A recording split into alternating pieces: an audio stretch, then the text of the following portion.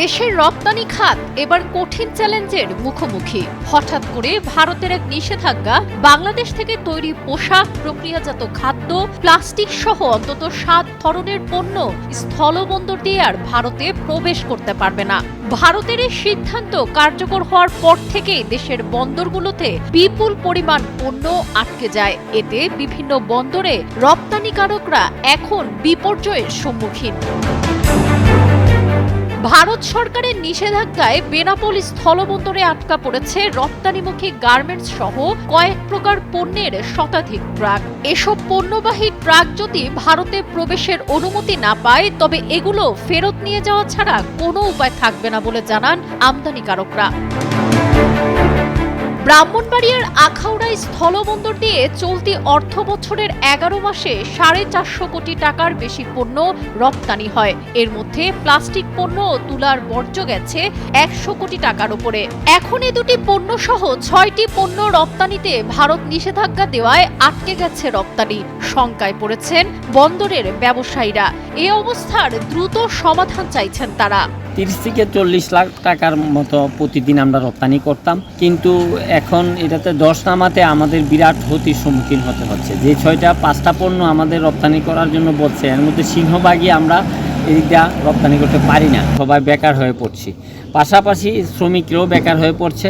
মাছ রপ্তানি আমাদের এই পোর্টের প্রধান পণ্য। মাছ রপ্তানির পরে বাকি পণ্যগুলা বিধিনিষেধের আওতায় যেগুলো ছিল সবগুলোই আমাদের এই পোর্ট দিয়ে যাইতো। আমরা এই রপ্তানি থেকে এখন বঞ্চিত হচ্ছি। হঠাৎ করে নিষেধাজ্ঞা আরোপ করেছে ভারতের কেন্দ্রীয় সরকার। ফলে লালমনিরহাটের পাটগ্রাম উপজেলার বুড়িমারি স্থলবন্দরে আটকা পড়েছে অন্তত অর্ধ শতাধিক পণ্য বোঝাই ট্রাক। এই ঈদে জামা জুতো অ্যাক্সেসরিজের ডিসকাউন্ট।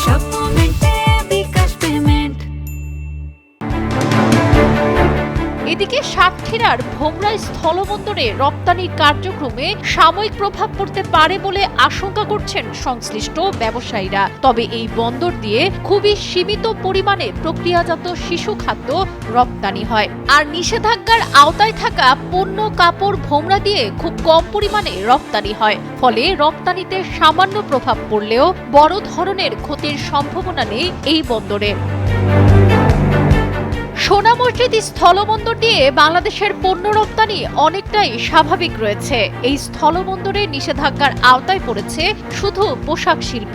এই বন্দরের মাধ্যমে মূলত পশ্চিমবঙ্গে পণ্য রপ্তানি হয়, যেখানে বাংলাদেশের বাজার তুলনামূলকভাবে ছোট। সোনা মসজিদ স্থলবন্দরের কাস্টমস কর্তৃপক্ষ জানায়, গত 6 মাসে এই বন্দর দিয়ে প্রায় 4000 মেট্রিক টন তৈরি পোশাক ভারতে রপ্তানি হয়েছে।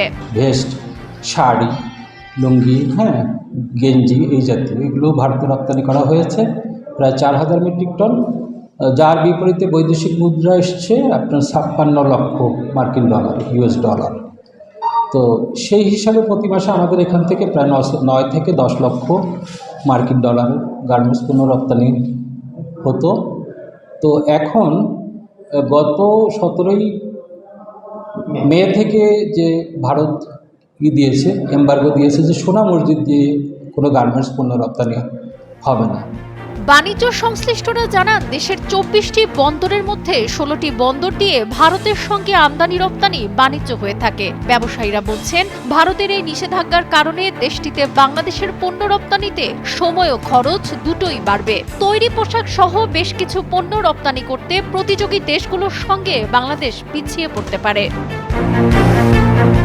মোহাম্মদ ফরহাদ আলী ও বিশ্বজিৎ পাল বাবুর পাঠানো তথ্যচিত্রে ডেস্ক রিপোর্ট, সাবরিনা কাজী, কালের কণ্ঠ।